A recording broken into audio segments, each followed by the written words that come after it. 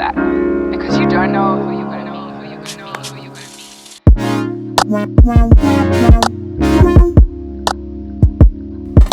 Welcome to the Marquee-Production Podcast, a show all about improving your creative skills to become a better photographer, videographer, and content creator.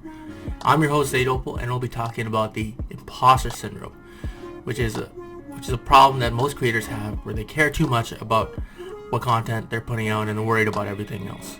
I'm going to talk about that, but first, I'm going to talk about a few new segments that I'm adding to the podcast to make it a little more robust. So the first segment's going to be a news related segment. So it'll be about content creation. So any news about YouTube, any news about, creative programs like Adobe, Final Cut, anything that's to do with creative, anything with a creative field, I'll talk about. The second segment is called the Creator Showcase, where I talk about 3 creators that are doing an amazing job on YouTube right now. And I'll talk about what they're doing right, what they're doing wrong. We'll see what they're doing right and what makes their channel so amazing. So yeah, let's get on with the show. Let's start with the first segment, Creator News. So YouTube is testing out a new feature called Applause. So what Applause is, like you buy currency called Applause on YouTube, and that gives you money to donate to your YouTube creator. So let's say if you want to donate $20 and you buy like maybe that costs it's 500 applause. So you use that applause while they're doing their content. You can use them those points to give money to YouTube creators. This isn't anything new. Twitch does the exact same thing, but they call it bits. And the funny thing is, whenever Twitch does something, YouTube copies it right away. So YouTube, like Twitch, they wanted to do bits. Now they're copying it. They wanted to do, video streaming. Now YouTube's copying it. Then they started doing gaming related stuff, Twitch, and now YouTube has YouTube Gaming. So literally, YouTube is just literally copying everything Twitch does, which is probably a good business model because Twitch makes a lot of money, and I think it's better for creators as well because they have bits, they have all these ways for people to create, content creators create revenue. But the thing is, obviously, YouTube's doing this to get some money as well. The reason why they're doing this is because they want a piece of the pie. Because nowadays, if you want to donate to a creator, usually a creator has a PayPal account that they can link to. So they'll be like, oh yeah, the link of my PayPal account is in the bio, or they have a Patreon where that's how they get money. So YouTube really wants a piece of that, pie. They don't want the creators making all the money, so that's why they're adding this microtransaction feature to YouTube. Right now it's testing out. Right now they're testing it out, so maybe it'll become a feature, maybe it won't. But I think it's just interesting how YouTube's trying to make more money off the creators. This might help the creators as well because they have another revenue stream. But obviously, YouTube's gonna take maybe 10% of that revenue stream. So, we'll look out for it. It'll be interesting. So. Story number 2, Photoshop celebrates its 30th anniversary. As a photographer, I use Photoshop all the time, and I didn't realize Photoshop was actually 30 years old. It's probably got to be one of the oldest Adobe products, which I use. I use all the Adobe products: Premiere Pro, Photoshop, Lightroom, all those. And they also added a few more updates. They improved background blur on your picture. So let's say if you use selection tool and you want to blur out the rest of the background, but you don't want it to look fake, they've improved the ability for the GPU to use the powers of the CPU. So before it was the CPU using its power to improve the background blur on objects, but now it's the GPU, which makes sense because CPU is mostly for processing, GPU is for graphics, and Photoshop is it's an app about pictures. So it's good that they're improving that, and they'll be obviously adding more and more updates. But 30 years, that's insane for Photoshop. That's I didn't realize it was that old. It's as old as me. That's insane to think about. So on to the main topic, Imposter Syndrome.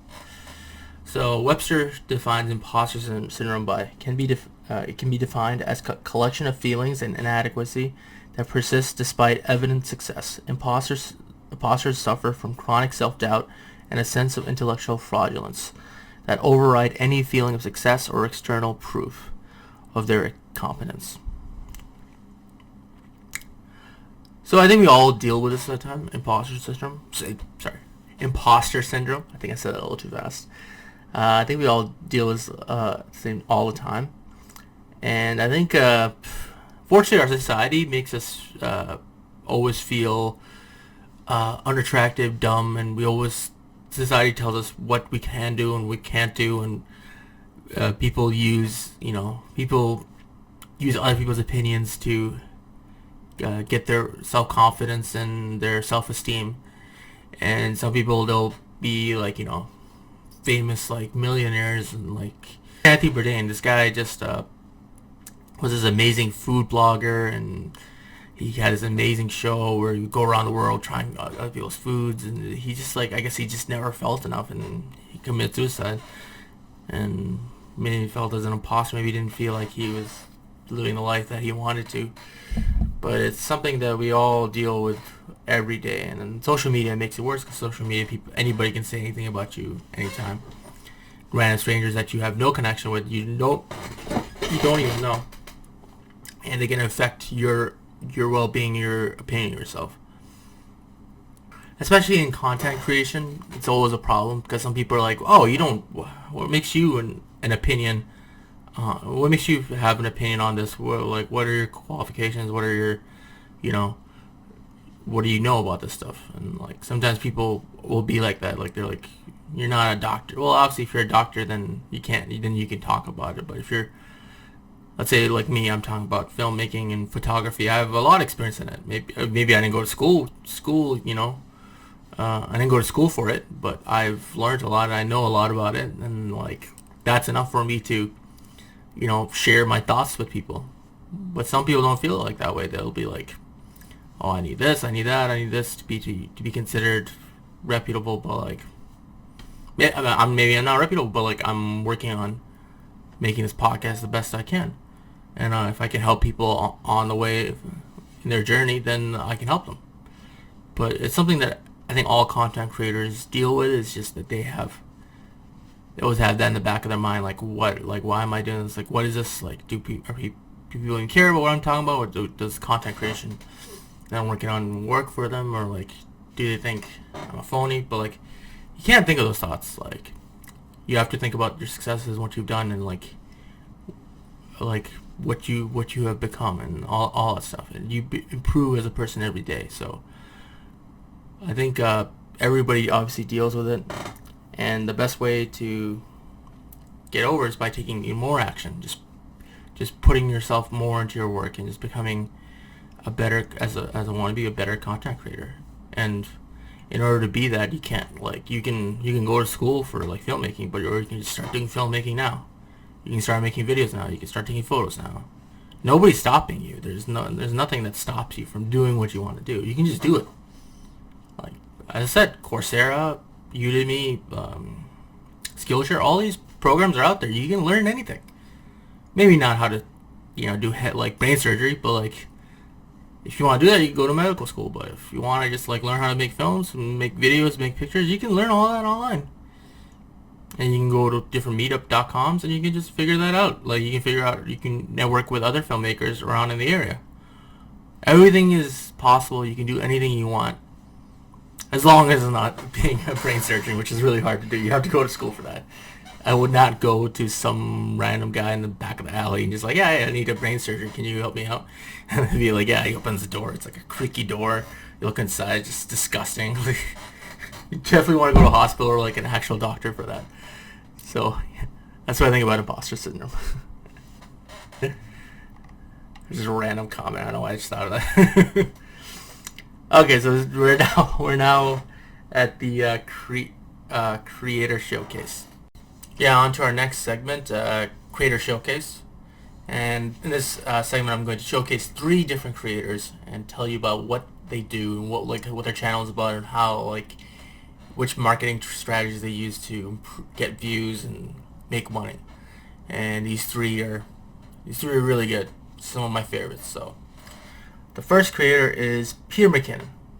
Peter McKinnon is the reason why I do why I'm doing filmmaking, why I'm doing photography, why I started my own business on this stuff, why I'm doing this podcast, why I'm literally doing anything, because this guy is awesome. I came across his videos like 3-4 years ago, and he had a lot of tutorials on how to take photos, how to do videos, and I just fell in love with his content, and I just used a lot of the skills that he taught on his channel to improve my work. And his videos are always like super cinematic too. It's insane. Like his like the way he shoots film is just insane. Like he's known for 120 frames per second, which is super slow-mo, and he shoots the most cinematic shots of just like any location. Like there'll be a guy opening the door, and the camera angle change with like him and the guy inside the car, and a like speed ramp, which is like when you go from slow-mo to regular motion. And it's just insane. Like the art and the craft of just his videos are just like inspire me. Like every single time I watch it, I'm like, this guy is just on another level, and hopefully I can reach there one day. But like he inspires me. Like every time I watch his videos, I'm just like, this is crazy. Like how do I do this? Like I think like, okay, wait, okay, how did he do that shot? How that doesn't make any sense. Okay, he did that. How do you edit that together? And then sometimes he'll actually tell you exactly. It'll be a tutorial on how to make a video like that. So he's just like, he's become so popular in the photography, videography community. He came out with his own camera bag, so he's selling merchandise, and he came out with his own ND filter, which is like a filter that goes on top on the lens part of the camera that changes the light that comes into your lens. So he started to make money off products. So his revenue stream is not just only his videos. He most likely does different video photography gigs for other clients, and then he makes ND filters, bags. Like his revenue stream is completely taken care of. He probably makes money while he's sleeping. So it's a guy that I'm really inspired by, and I consider one of my mentors in this video and photography journey. Plus, he's such a positive and passionate dude on camera, and he just seems so like positive about life and everything. He's just excited about everything, and just like a very, very interesting, cool dude. Plus, he's Canadian, so I'm biased. So that's Peter McKinnon.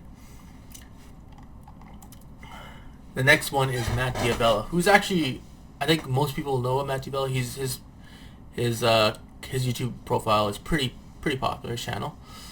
And he's the guy who created the Minimalist documentary on Netflix. He's the one who directed it, and his whole life is about self-improvement and minimalism. So trying to do a lot of stuff with less things.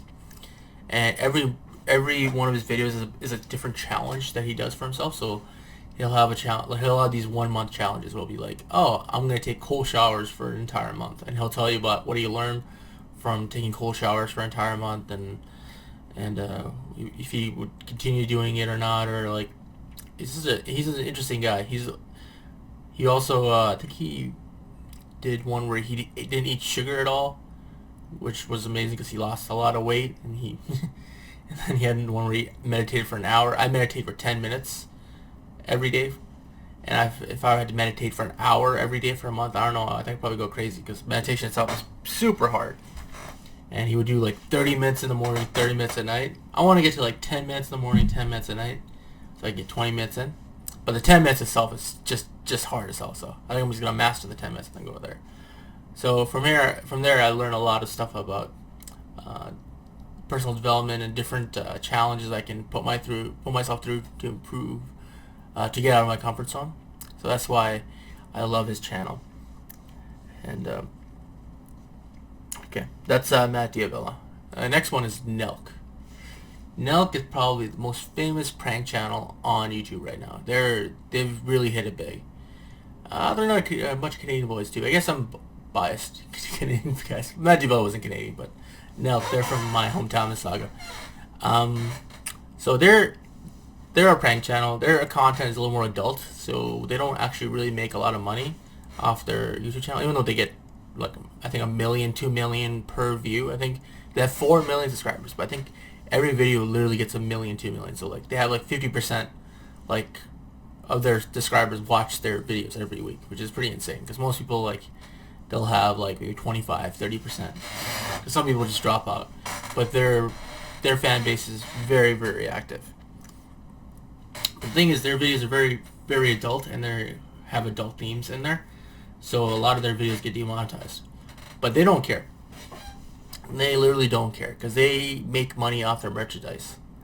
They sell clothes, they sell bottle cap openers, they sell ashtrays, they sell everything. Their whole brand is about drinking and partying. So like they have stuff for everything. So they have Zippos, and they charge a lot of money on their clothes. And their clothes once they're sold, once their items are sold, they never come back. So they have limited stock on each item. So let's say if you want a specific shirt, if that shirt gets sold out, you're never seeing that design ever again. They're gonna do a new design the next month. So that increases the value on their clothing. So people can sell let's say they have a hoodie.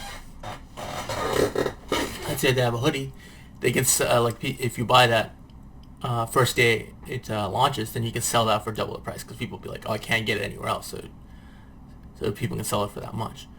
So I think that's where they make most of their money, and their clothing is really good. It's like not made in China. It's actually all made in Canada. That's why the quality is really good, and the pricing is a little expensive.